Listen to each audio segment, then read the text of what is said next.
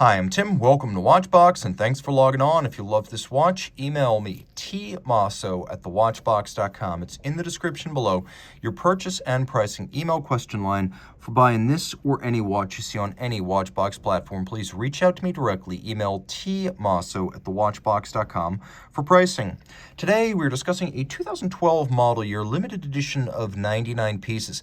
This is the Ulysse Nardin El Toro Blue Toro GMT plus minus Perpetual. So this is the UN Blue Toro. It's based on the El Toro plus minus Perpetual that came out in 2010. But whereas that initial edition consisted of 500 in rose gold and 500 in platinum, this rose gold blue dial is a 99-piece edition with greater exclusivity. So it is a large watch, though not huge, at 43 millimeters in diameter, 14.5 millimeters thick, and 51.9 millimeters from lug tip to lug tip. We'll throw it on my wrist, which is 16 centimeters in circumference, and you can see it actually fits quite well. It's big, and I probably wouldn't wear it on a wrist smaller than mine, but I've often considered buying the white metal versions of this watch, and I never decided against it because of the size. It was always, well, I've got a car or a watch that's a priority before that one, but it continues to play on my mind, and I usually decide what I want months or even years before I actually buy it, so count on me getting into one of these sooner rather than later. And again, I would not do that if I didn't think it fit my wrist just fine. It's also surprisingly thin for what it is, and with a sloped bezel, it actually will fit underneath a lot of cuffs. The strap is incredibly substantial. This is common to UN watches. They invest big time in straps and bracelets. So it's fully integrated and proprietary, and you can see it's held in place using screws and bars, which is a more expensive but super secure way of fixing a strap to a case. It's what a watch like this should have. The strap itself is fully integrated, so it looks as though it tapers seamlessly into the lug profile, and the lugs vanish seamlessly into the strap. Large rectangular scale alligator leather, dark blue, though not quite navy dark, large rectangular scale gator, and you can see very symmetrical scales indicating this is an outstanding and expensive cut of it. We have a folded edge, a monotone stitch. On the bottom, you can see calf skin, and it is a brand new Ulysse Nardin factory strap. It's got a buckle that is a double to point. You can see it uses ceramic spring-loaded pin snaps, so over time, the gold cannot wear down the pin snaps, retaining the tight tolerances over time. It includes both polishing and media blasting internally, and you can see it has a twin trigger system with the swing arm on that side acting as the springs, so this will stay resolutely shut. It is a sports watch style clasp with those twin triggers.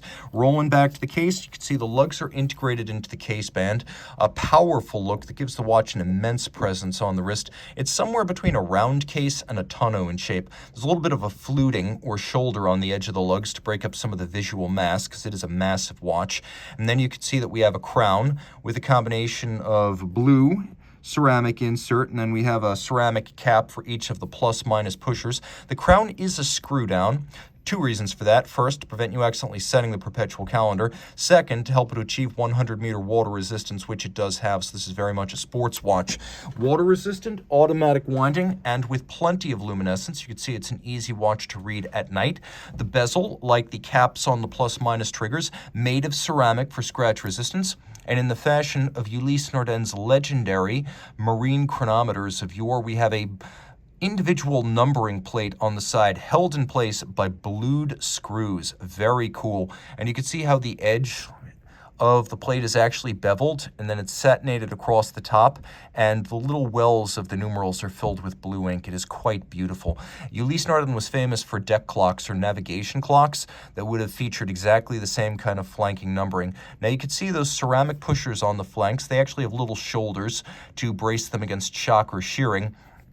This is a system that UN first debuted in the early 90s. I believe it was 1994 on the San Marco series. It's called the GMT plus minus system. It allows me to make quick adjustments to my time zone as I travel without disturbing the rest of the dial or the other hands. Now, there's a lot more going on here. We also have the Ludwig Axelin Perpetual Calendar system that first debuted in 1996 on the Perpetual Ludwig. So you can see I have a secondary time zone in 24-hour format. So I have two time zones. I also have a Perpetual Calendar with a big date. I have the month, the day, the decade, and the year. All of that can be set relatively rapidly with an ingenious wheel-based bidirectional setting system. See how I'm able to adjust it in both directions? So this is one of the rare perpetual calendars that is both bidirectionally adjustable and will not need to go back to the manufacturer for service in the year 2100, which, because of a quirk of the Gregorian calendar, is actually not a leap year. Most other perpetuals are going to have to go back to the factory. This one will not be crying home to mama. Now, the dial includes the El Toro style bridge that acts as a frame for the calendar indications. Of course, a perpetual calendar does not need to be reset on irregular length months or leap years, hence it is perpetually correct. We have this El Toro style bridge, so it's easy to understand why this watch is called the El Toro. It looks like the head of a bull. What's not so obvious is this numeral 12. And I can't claim to have figured this out myself. Patrick Hoffman, former CEO of Ulysse Nardin, told me that the 12 deliberately looks like an R because it's a tribute to Ulysse Nardin's savior and longtime owner Rolf Schneider. Now you know. Okay, lots to enjoy on the dial side. We have a satin metallic flange that acts as a rehaut, joining the bezel to the dial base.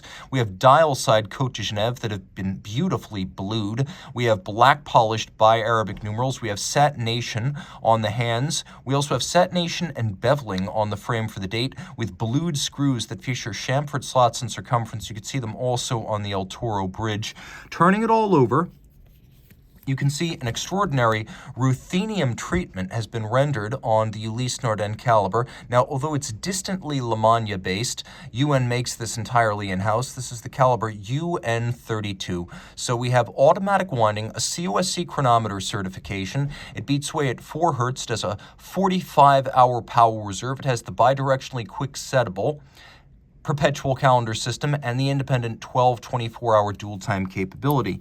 It is very nicely rendered. As you can see, there's a white gold rotor with a lacquered inset featuring the anchor and then several different finishes on the rotor.